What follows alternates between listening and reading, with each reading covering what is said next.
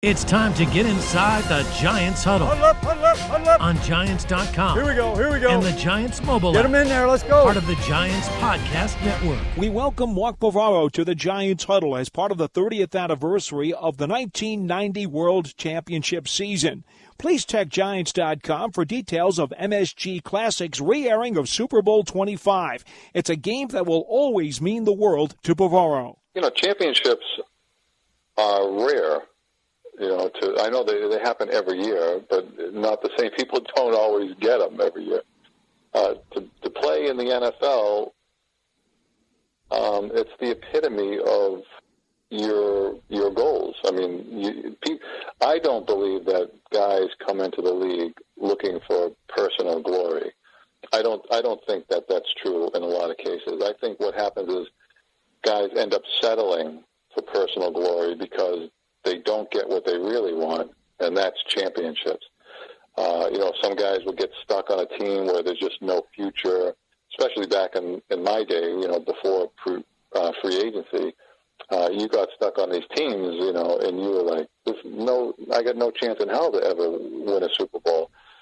So then they start thinking about maybe, their personal stats, their personal records, their personal glory. But I think if you ask any football player, that's made it to the NFL, if they had their druthers, would they rather have personal glory or would they rather be part of a Super Bowl championship team? And I think that the Super Bowl championship team is going to be the answer all the time because there's nothing like it. You work your whole life to get that ring, to get a chance to play in that game. So when it happens, it's indescribable, to be honest with you. And for it to happen twice, I was lucky enough to be on a team that did it twice. I mean, it's made my whole life, basically. It really has. I mean, I look back, I don't have any regrets. I don't worry about my injuries. I don't worry about, maybe sacrificing some stats and things like that kept me out of the Hall of Fame. I don't think about those things. I don't regret them anyways. And because I know that I was part of two teams that did something that is so rare, and I have two rings to show for it. So, I mean, it's hard to describe what it is like to win a Super Bowl championship. I'm trying to do my best to tell you how important it is and how the high level of magnitude of importance to one single player in a sport that is team oriented. It's the ultimate. It's the ultimate, and I wouldn't trade that away for anything, personal glory or even money. Right? I would take those two rings. I would take my teammates from 86 and 90 every time over anything. How different is the 86 championship compared to the 91 when you go back and think about those two titles? It was different because 86, we kind of had a sense of destiny about us. I think everybody kind of knew. We kind of knew that we were at least going to make a run for it. I think everybody just kind of felt that year it was ours for the taking, and we took it. In 90, and even in the other years, too, I mean, 87, 88, 89, I mean, we were always in contention. Even in 85, when I was there, we were in contention. But 86 was that year that we knew it was our year.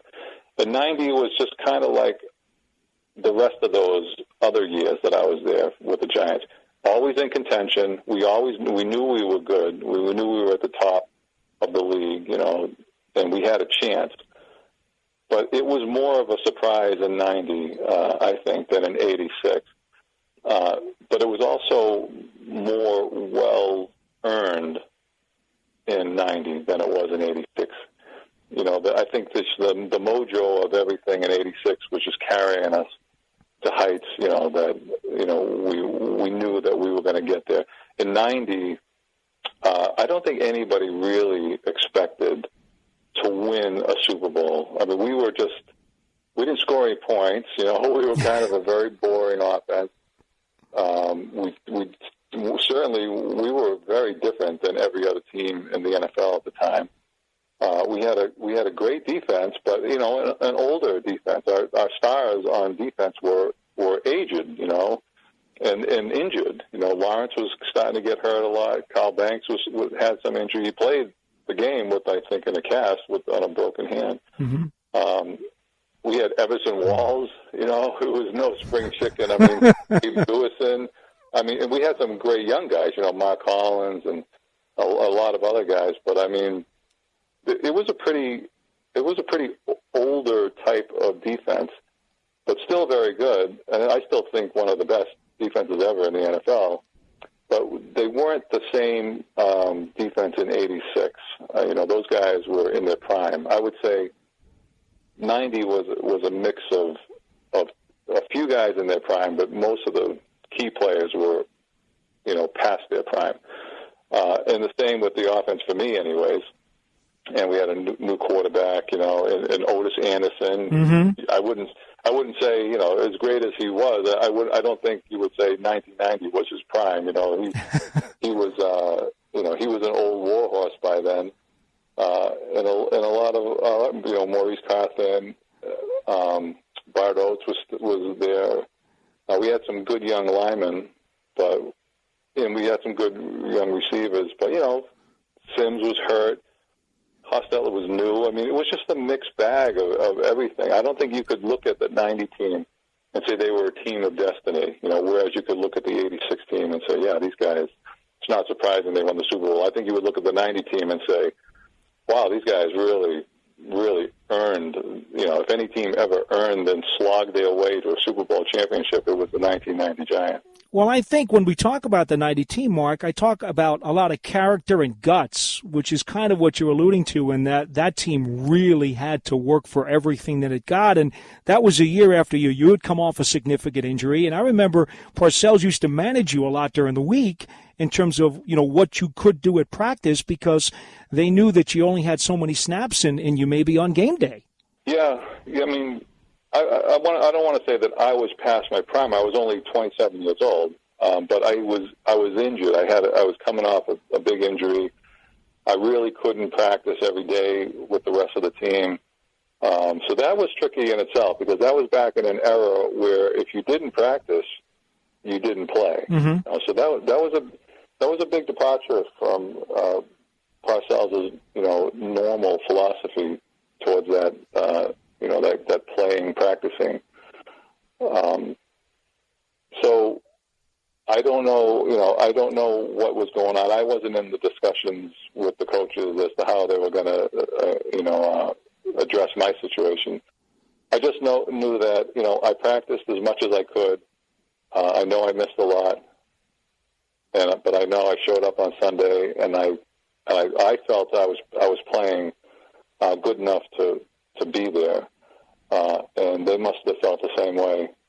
So you'd have to talk to, the coaches, how that was set up. I was busy, trying to learn the plays, watch the plays, all the while trying to stay in shape, trying to keep my conditioning up, and at the same time keeping the swelling down on my knee and keeping that kind of quiet.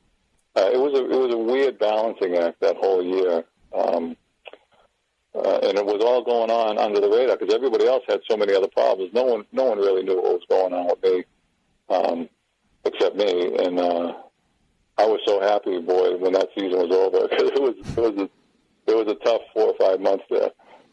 Well, the team starts off winning 9 in a row before the loss to Philly, and then there's that classic 7-3 loss in San Francisco when it was a true slugfest, a pitcher's duel in football, if you will, when neither team was able to put up 250 yards of offense.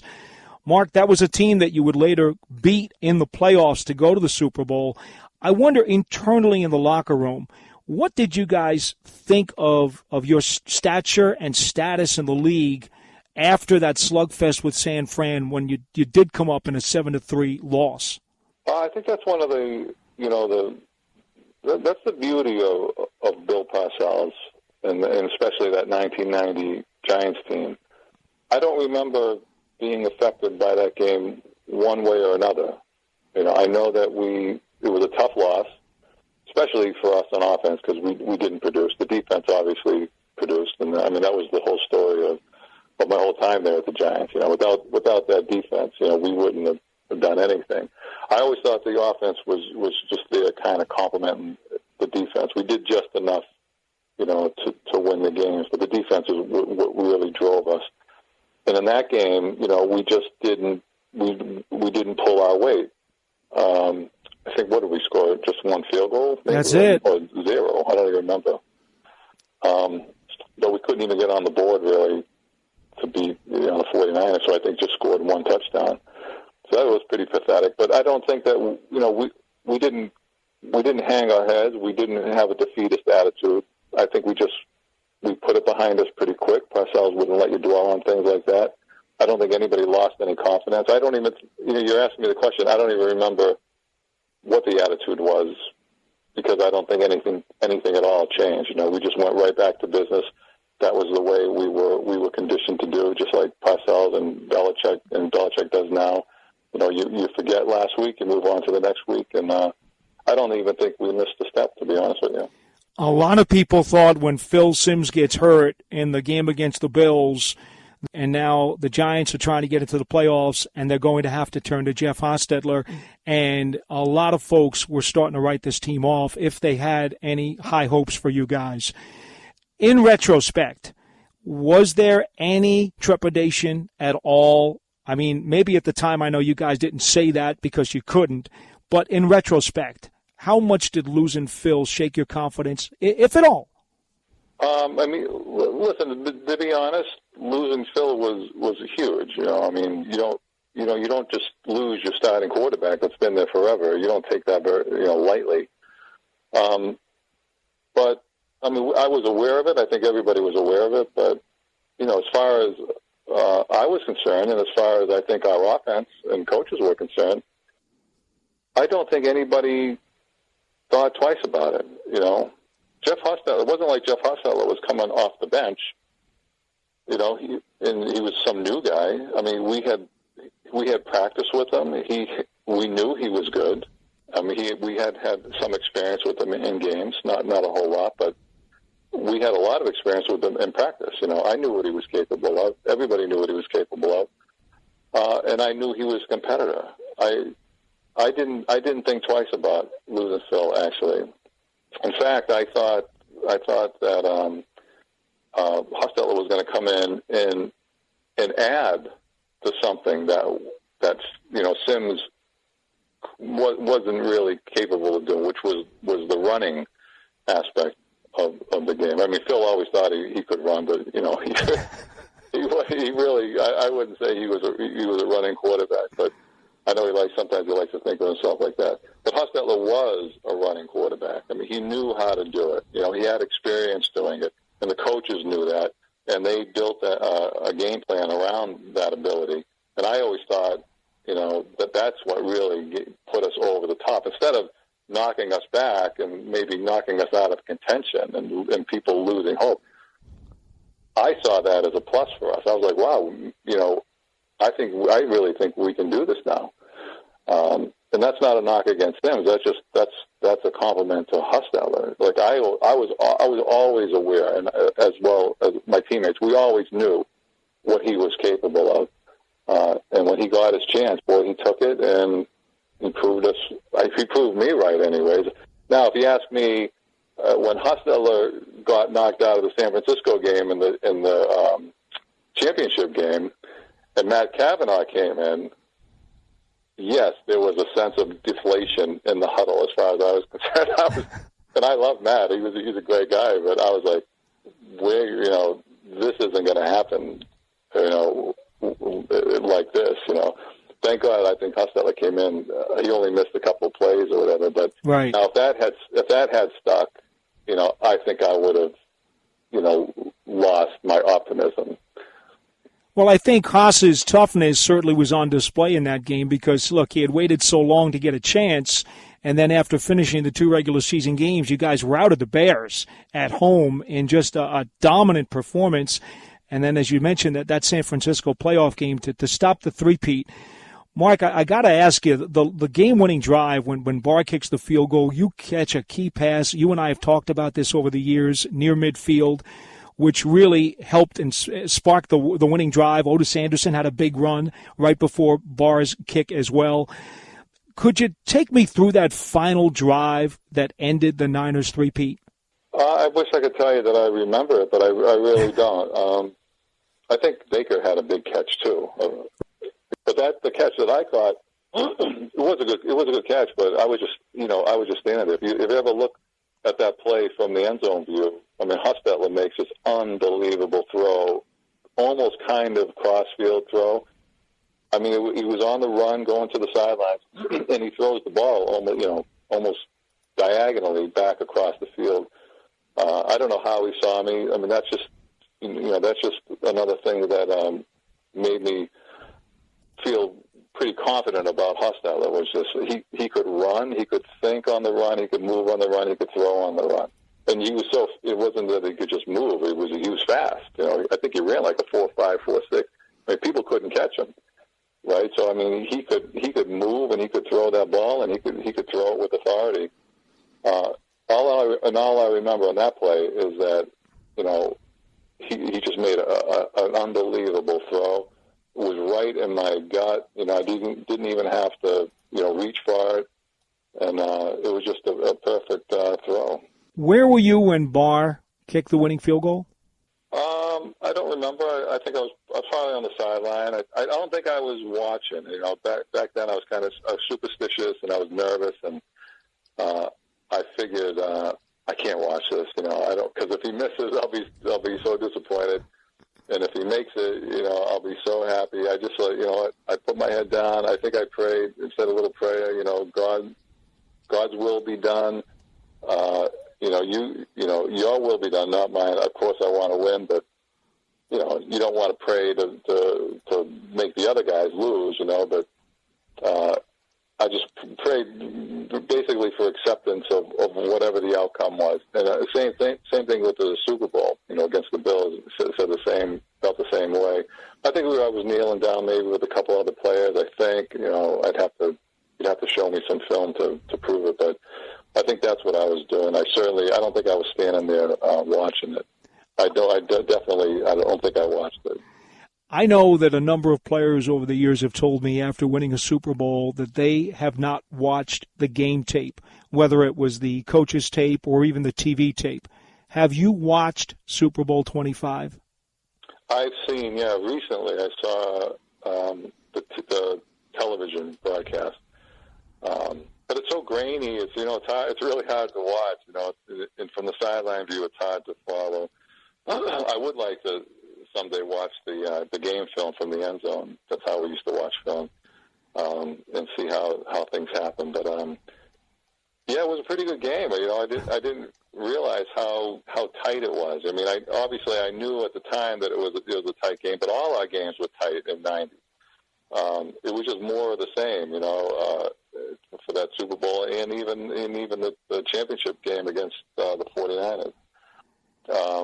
But yeah, you watch it as a fan, and I'm watching it, and one thing that struck me was, really how good my teammates were. I was always kind of self-centered on what I had to do or what I was doing. I judged the game according to how well I played or how bad I played, whatever. But I never really watched anybody else. I wasn't too concerned with what everyone else was doing. I knew they were doing their job, but I didn't really appreciate it.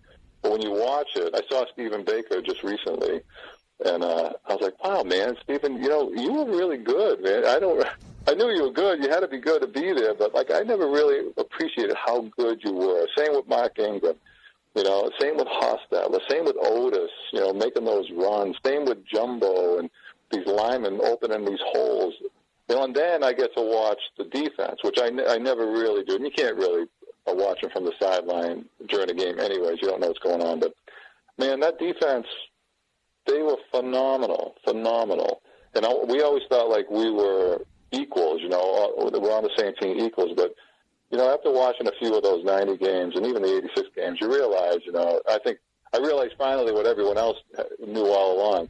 that defense was spectacular, and we wouldn't have gone anywhere without those guys. We were just kind of there, like I said before, complimenting what they were doing. Scoring just enough points, to win the games because we were definitely a defensive-driven team with an average to good offense. I'm curious, Mark, because the legend has it, and we all know about the game plan that Parcells and Belichick kind of came up with. Okay, let Thurman Thomas get his 100 yards rushing, but we got to stop that Jim Kelly red gun attack. And on offense, we need to control the ball and kill the clock, which, of course, Otis Anderson was a huge part of in that third quarter. As offensive players, were you guys aware of that general philosophy that they were preaching, or did you just get the game plan and say, okay, we have to execute? And if you were aware of it, how did that make you feel going in terms of understanding you would have to control the game? I'm sure that it was told to us that was what their strategy was. But, look, they just give us plays, right? And we execute the plays one by one. We're not the big picture guys. That's the coach's job. So if you tell the offense, hey, listen, we need to hold the ball, X amount of minutes, I'm like, that doesn't mean anything to me.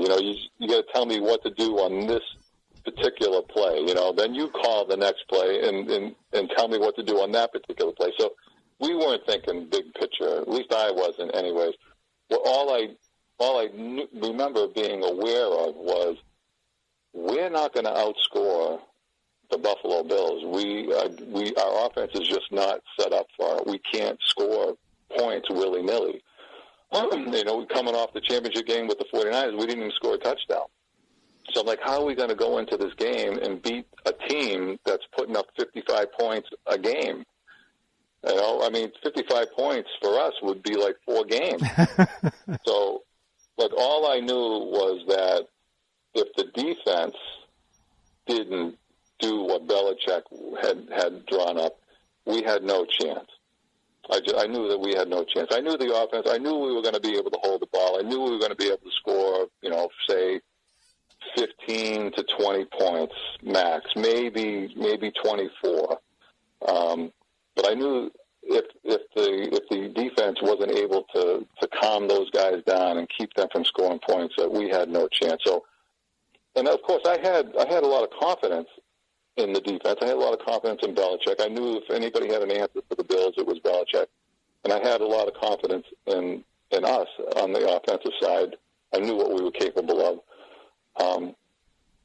But, when you see a team that's scoring, like I said, 50-plus points a game, every game, doubts creep into your head. You wonder, geez, can they really keep the score low? And not only do you got to keep it low, you got to keep it really low. You can't keep them you can't keep them from 55 points to 30. You can't even keep them from 55 points to maybe 24, because I didn't think we were capable of scoring, more than 24 points. So I did have some trepidation going into that game whether we could pull it off or not. But I never had any doubt that we would be able to control the ball offensively. We were just good at that. I knew nobody could really hold up against us for a whole game. From that aspect, my only concern was really whether the defense was actually going to be able to keep the points that low, and it's amazing that they did. Because Buffalo Bills, they were no slouch when it came to scoring points. No, and so the historic Parcells era gets 2 championship rings, and I can tell just by talking to you today, Mark, it never gets old thinking about those championship titles. No, like I said, that's hate to sound like an old fogey, but my whole life is whatever I have, whatever I've done since. It's all been based on those 2 championships. Because if those 2 had never happened, you would have just been kind of forgotten in the wind, and you would have moved out. More, new players come in, new teams come in, new championships come in. But because you won those 2 Super Bowls, right? Every Giant fan, remembers you, remembers my teammates, remembers the trophies. They remember watching the video. If they haven't seen, if they were too young to watch it live, their father, who was a Giant fan, has probably shown them a replay of it. So, I mean, they're all very well versed in that. I mean, look, nobody's going back and watching the 1983 Giants. Nobody even can't name a lot of people on the roster in 1983. But Giant fans know who was on the roster in '86. They know who was on the roster in 1990. I mean, that will, probably last another generation or so. Well, the '89 jerseys still come to the stadium to this day, Mark, and I don't know that that's ever going to stop. I know you've written a book. You've coached some youth football over the years. What are you doing these days as you just try to relax and enjoy the memories? I'm actually working a couple of different things. I work primarily with Phil McConkey. He's president of Academy Securities. It's a disabled veteran broker-dealer. They have a great outreach to disabled veterans and veterans in general. They find these guys, they teach them the ways of Wall Street, and they set them up in careers. And also, on the other hand, I'm doing some work with Lawrence Taylor and Otis Anderson at this new company called Tridelics. They have this great memorabilia type thing, it's like a poster board, but it's they call it 5D technology, so there's some depth to it. You gotta see it to understand what I'm saying, but people can check it out at tridelics.com. I'm having fun. I'm enjoying that, and I'm at home a lot with my new granddaughter, and I'm playing a lot of golf, especially now with the COVID stuff. Everything's good. I'm in great health. My shoulder, my knee, my back, things are good. I haven't felt this good in 15, 20 years. So life's good right now. We wish you the best of luck with all of that, and we hope to see you back at Giants camp sometime soon, because it is always a pleasure to welcome 89 back to the home base.